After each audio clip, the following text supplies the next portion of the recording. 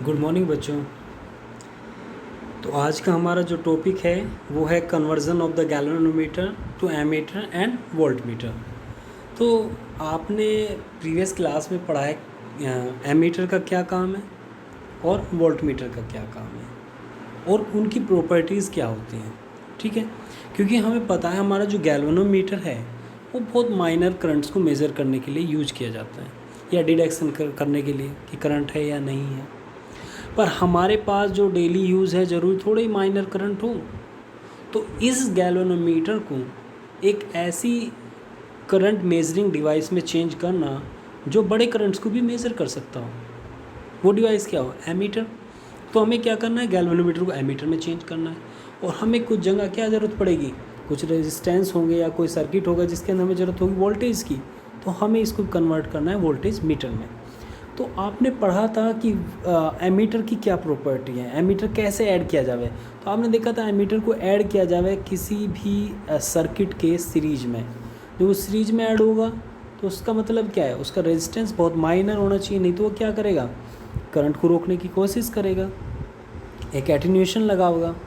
तो इसलिए हम उसके रेजिस्टेंस को क्या रखेंगे, मिनिमम रखने की कोशिश करेंगे, यानी लगभग जीरो। जबकि वोल्ट मीटर का काम क्या है, वो पैरेलली लगे। पैरेलल लगे तो क्या हो सकता है, यदि उससे कोई करंट पास होके चला जाएगा तो वो एग्जैक्ट वोल्टेज नहीं मेज़र कर पाएगा। वोल्टेज का मतलब क्या है, वोल्टेज डिफरेंस, वो नहीं मेज़र कर पाएगा। जो वो नहीं मेज़र कर पाएगा तो उसके लिए हमें क्या करना पड़ेगा, उसके रेजिस्टेंस को वेरी हाई रखना पड़ेगा।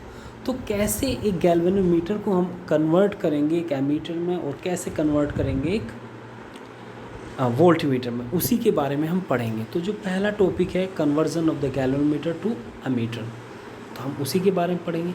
मान लिया हमारे पास कोई गैल्वेनोमीटर है। जब कोई गैल्वेनोमीटर है तो गैल्वेनोमीटर का कोई रेजिस्टेंस होगा जिसे हमने क्या मान लिया, जी, कि कोई गैल्वेनोमीटर है और उसका जो रेजिस्टेंस है वो कितना है, जी है। ठीक है, और इस गैल्वेनोमीटर को हमें कन्वर्ट करना है एमीटर में। तो भैया उसके पास एक रेजिस्टेंस जी है और दूसरी प्रॉब्लम क्या है कि गैल्वेनोमीटर फुल स्केल डिफ्लेक्शन दे दे एक छोटे से करंट पे। वो तो माइक्रो एम्पियर पे क्या कर दे, फुल स्केल डिफ्लेक्शन दे दे, यानी उसकी सुई पूरा का पूरा एक तरफ घूम जावे एक छोटे से करंट पे। और हमें क्या करना, बड़ा करंट मेज़र करना। तो क्या ऐसा करें कि सिर्फ उतना ही करंट पास हो उस गैल्वेनोमीटर से जितने से हमारा काम हो जाए। समझ रहे नहीं, हम एक ऐसी रिलेशन बनाएंगे कि जिससे कि जो हमने करंट पास किया, जो हमें मेज़र करना है, उसका एक माइनर पार्ट ही गैल्वेनोमीटर से पास हो और फिर भी हमें पूरा का पूरा करंट की वैल्यू के बारे में पता चल जाए। समझ गए। तो हमारे पास मान लिया आई करंट है और हमारा जो गैल्वेनोमीटर है वो आई जी करंट से ज़्यादा करंट को क्या नहीं कर सकता, बियर नहीं कर सकता, वो बर्न हो जाएगा उससे ज़्यादा पे। तो हम क्या करेंगे, उसके साथ एक संट लगा देंगे। संट लगाने से एक बेनिफिट क्या होगा, एक तो करंट क्या हो जाएगा, बाईपास हो जाएगा। दूसरा फ़ायदा क्या होगा, जो रेजिस्टेंस है, तो संट कैसा रखेंगे, स्मॉल रेजिस्टेंस का रखेंगे। तो संट से क्या फ़ायदा होगा, जो रेजिस्टेंस है पैरेलल कॉम्बिनेशन में क्या हुआ है कि जो रिजल्टेंट रेजिस्टेंस है वो जो मेन रेजिस्टेंस है उस जो स्मॉलेस्ट रेजिस्टेंस है उससे भी कम हो जाए। ठीक है, तो हमने क्या करा, इसके लिए एक मेथड यूज किया कि हमने एक संट कर दिया इसके साथ। संट का मतलब क्या है, जिससे कि करंट बाईपास हो जाए, करंट बाईपास होकर निकल जाए और एक माइनर करंट ही पास हो सके थ्रू द गैल्वेनोमीटर। पहला काम तो ये हो गया। ये पूरी एक डिवाइस है, ऐसे डॉट डॉट करके किसके अंदर बंद करा कि आपको जो बाहर दिखाई देगा ये पूरी डिवाइस दिखाई देगा जो डॉट के अंदर है, और इसी पूरी डिवाइस को आप क्या बोल रहे हैं, एमीटर बोल रहे हैं। ठीक है, तो हमारे पास कोई जो करंट है वो आई है जो हमें मेज़र करना है, जबकि आई जी यानी फुल स्केल करंट, यानी जिस पे फुल स्केल डिफ्लेक्शन शो कर देगा आपका गैल्वेनोमीटर, वो कितना है, वो आई जी है। तो इस प्रॉब्लम को सॉल्व करने के लिए हमने क्या किया, एक स्मॉल रेजिस्टेंस संट लगा दिया with the parallel of the galvanometer. तो जैसे ही आप संट लगाएंगे तो अब क्या होगा भाई, पैरेलल कॉम्बिनेशन है तो एक जंक्शन पे जो करंट जाएगा वो क्या हो जाएगा, वो दो पार्ट पे डिवाइड हो जाएगा। ठीक है ना, तो जिस तरफ संट लगाया आपने कम रेजिस्टेंस का, तो वो तो पाथ और भी इजी पाथ हो गया विद रेस्पेक्ट टू गैल्वेनोमीटर। तो करंट की वैल्यू क्या होगी कि भाई आपका जो गैल्वेनोमीटर है वो आईजी से ज़्यादा करंट नहीं रख सकता। हमने मान लिया उसके अंदर मैक्सिमम करंट आईजी पास हो रहा, मैक्सिमम मान लिया हमने कि मैक्सिमम आईजी पास हो रहा उसके अंदर से, या आप मान लो कि उस टाइम पे कोई करंट IG पास हो रहा है, यानी करंट थ्रू द गैलोनोमीटर। तो बचा हुआ करंट किससे पास होगा? शंट से पास होगा। और आप कैसे पता लगाएं बचा हुआ करंट कितना है? भाई आपके पास किरचॉफ लॉ है जंक्शन के लिए, तो उससे हेल्प से आप निकाल सकें कितना करंट होगा। वो होगा I माइनस IG। तो current passing through the shunt is IS is equal to I minus IG। ठीक है, तो इस चीज़ का आपको ज़रूर ध्यान रखना है कि जो आपका शंट है उसका जो रेजिस्टेंस है वो वेरी लो होना चाहिए, जिससे कि ओवरऑल रेजिस्टेंस या इक्विवेलेंट रेजिस्टेंस और भी कम हो जाए और मैक्सिमम करंट पास हो आपके एमीटर से बात कर रहा हूँ मैं, नो कि गैल्वेनोमीटर से। तो मैक्सिमम करंट पास हो आपके एमीटर से। ठीक है, तो अब आप इस कॉम्बिनेशन को थोड़ा ध्यान से देखें। आप देखेंगे कि जो आपका करंट IG पास हुआ through an galvanometer, so there is an potential difference between the terminals of the galvanometer. जो टर्मिनल्स हैं गैल्वेनोमीटर के, एक यहाँ पे और एक यहाँ पे, तो इनके बीच का जो वोल्टेज डिफरेंस है वो कितना होगा? आपको पता है कि कहीं भी आपको वोल्टेज डिफरेंस निकालना, तो आप क्या मान के चलेंगे कि वायर के अंदर कोई भी पोटेंशियल ड्रॉप नहीं हो रहा, ऐसा हम मान के चलें, यानी वो पोटेंशियल ड्रॉप बहुत ही माइनर है। So the voltage difference across the galvanometer is represented by IG into G by the Ohm's law. होगा ऐसा? पर शंट क्या लगा हुआ है? पैरेलल लगा हुआ, और पैरेलल में क्या होता है? The voltage difference is same because both are connected at the same point. जब सेम पॉइंट पे लगे हुए हैं ये, तो क्या होगा बाबू? यहाँ देख लो एक, और एक यहाँ पे देख लो, तो क्या होगा? शंट के अक्रॉस जो वोल्टेज डिफरेंस होगा वही वोल्टेज डिफरेंस किसके अक्रॉस होगा? गैल्वेनोमीटर के। होगा कि नहीं? जब सेम पॉइंट से जुड़े हैं तो अब पॉइंट्स के लिए ऐसा थोड़ी होगा कि आप गैल्वेनोमीटर की तरफ से देखोगे तो अलग पोटेंशियल डिफरेंस दिखाई देगा, शंट की तरफ से देखोगे अलग दिखा, ऐसा तो नहीं होगा ना। जब सेम पॉइंट हैं दो, तो उनके बीच का पोटेंशियल डिफरेंस भी कैसा होगा? सेम होगा। तो वो किसके इक्वल होगा बाबू? Potential difference across the shunt, और शंट के अक्रॉस कितना होगा? IS into S। Value of IS I minus IG। ठीक है, तो इस तरह हम क्या निकाल सकते हैं? देयर इज़ अ रिलेशन कि हमें कितना शंट यूज़ करना चाहिए, हम शंट की वैल्यू को फाइंड आउट कर सकते हैं। तो आपसे पूछा जाएगा कि हमारे पास एक गैल्वेनोमीटर, क्वेश्चन पूछा जा सकता है, we have an galvanometer whose galvano resistance is, जो भी दिया 1 ohm 2 ohm 3 ohm 5 ohm, and the full scale deflection current कितना है? मान लो उन्होंने दे दिया कि फुल स्केल के लिए 2 माइक्रो एम्पियर है, 10 माइक्रो एम्पियर है। तो आपसे पूछा जाए how can we measure 1 ampere through this galvanometer. तो गैल्वेनोमीटर की हेल्प से आप 1 एम्पियर को कैसे मेज़र करेंगे, जबकि उसका फुल स्केल कितने पे हो जाए? सिर्फ 10 माइक्रो एम्पियर पे हो जाए।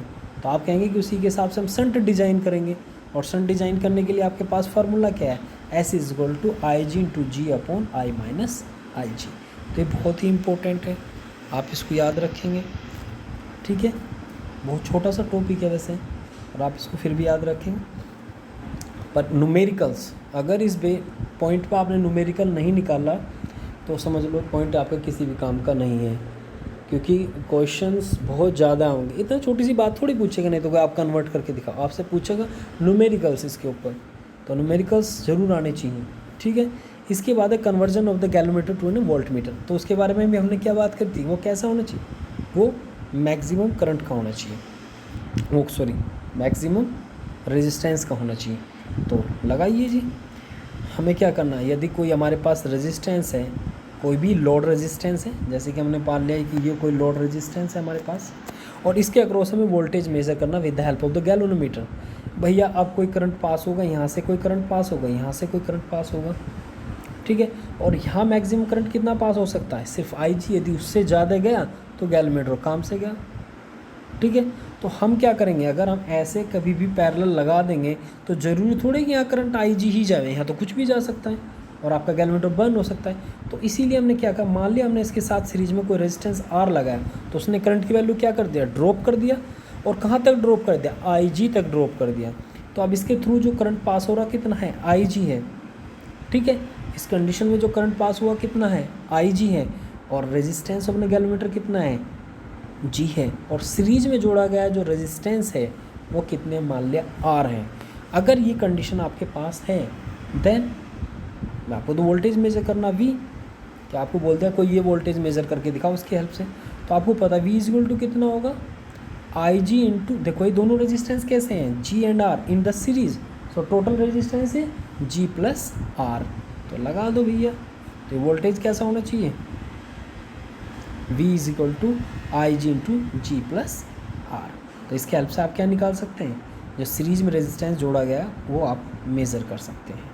ठीक है, न्यूमेरिकल बहुत ज़रूरी है, ध्यान रखिएगा। अब बात है difference between the ammeter and the voltmeter. तो एमीटर का सबसे पहला प्रॉपर्टी क्या है कि वो उसके अंदर रेजिस्टेंस कैसा होगा, वेरी लो रेजिस्टेंस होगा, और जबकि वोल्ट मीटर का वेरी हाई रेजिस्टेंस होगा। समझ पा रहे? अब आपसे पूछा जाएगा रेजिस्टेंस कितना होगा अगर एमीटर बनाएंगे तो आप with the help of the galvanometer, तो आप क्या लगाएंगे, पैरेलल कॉम्बिनेशन लगाएंगे और उसके हेल्प से उसका निकाल देंगे। जबकि वोल्ट मीटर के लिए आप क्या लगाना पड़ेगा, सीरीज कॉम्बिनेशन। शंट रेजिस्टेंस कितना होना चाहिए, वेरी स्मॉल होना चाहिए। कैसे मेज़र करेंगे, अभी आपने मेज़र करा। शंट रेजिस्टेंस कैसे, I into G upon I G into G upon I minus I G. ठीक है, जबकि आपके लिए क्या निकालना, यदि सीरीज रेजिस्टेंस निकालना तो V upon I G minus G, इसकी वैल्यू कैसे आएगी, वेरी हाई। अगर आपको मेज़रमेंट करना है करंट का तो आपका एमीटर कहाँ पे होना चाहिए, इन द सीरीज। अगर वो सीरीज में नहीं होगा तो क्या करंट मेज़र कर पाएगा। करंट का मतलब क्या है, number of charge passing in unit time, total charge passing in unit time through an cross section. तो कब पता लगेगा कितना चार्ज पास हुआ, जब वो सीरीज में जुड़ा होगा। ठीक है, जबकि वोल्ट मीटर का मतलब क्या हो, वोल्टेज डिफरेंस, और डिफरेंस देखने के लिए उसे कहाँ रहना पड़ेगा, पैरेलली। ठीक है, अगर आइडियल रेजिस्टेंस की बात करी जाए for an ammeter is 0 and for an voltmeter is infinity. ठीक है, तो जो शंट रेजिस्टेंस आप जोड़ेंगे वो सदा कैसा होना चाहिए, गैल्वेनोमीटर से कम होना चाहिए, जिससे कि ओवरऑल रेजिस्टेंस कैसा हो जाए, और भी कम हो जाए। जबकि वोल्ट मीटर में कैसा होना चाहिए, बहुत बड़ा रेजिस्टेंस सीरीज में जोड़ा जाएगा, जिससे ओवरऑल रेजिस्टेंस और भी बढ़ जाए।